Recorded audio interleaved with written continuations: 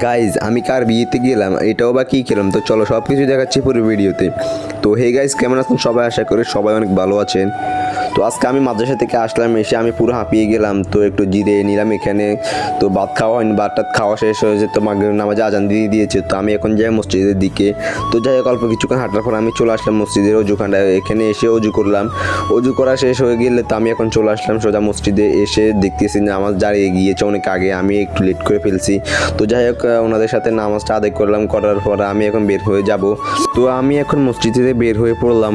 বের হওয়ার পর আমি ভাবলাম দোকানের দিকে যাব। তো দেখতে পাচ্ছি আমাদের এখানে একটা বিয়ে হচ্ছে। আমি তো দেখে ফুল অবাক, আমাদের এলাকায় বিয়ে হচ্ছে, কিন্তু আমি বলতে পারতেছি না গাইজ কেমনটা লাগে বলেন। তো দেখতে পাচ্ছি ছোটো ছোটো পোলা পায়নায় শয়তানি করতেছে। তো আমি এখানে একটু ভিডিও করলাম।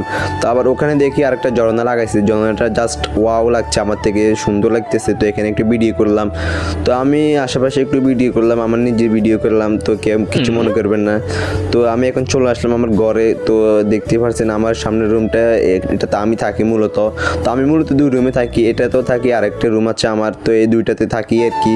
তো বুঝুন তো, পরিবারের একমাত্র ছেলে। তা আবার দেখতেছি আমার মা আমার জন্য এটা রেখেছে।